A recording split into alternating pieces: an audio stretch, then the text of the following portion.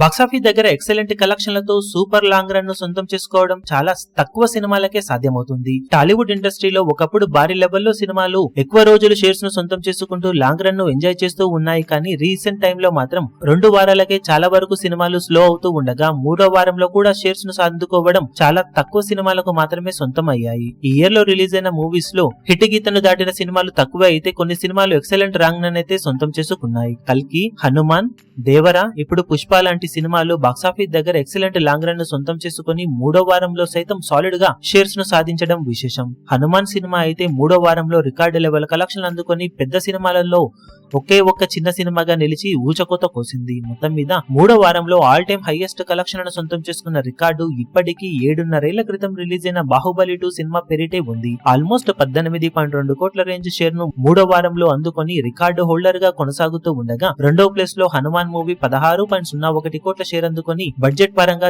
చిన్న బడ్జెట్ తో ఊహకందని కలెక్షన్లతో long run లో ఊచకోత కోసింది ఈ సినిమా. ఇక లేటెస్ట్ గా రిలీజ్ అయిన పుష్ప 2 సినిమా 3వ వారంలో 14.19 కోట్ల రేంజ్ షేర్ అందుకొని all time top 3 third week share అందుకున్న సినిమాగా నిలిచింది.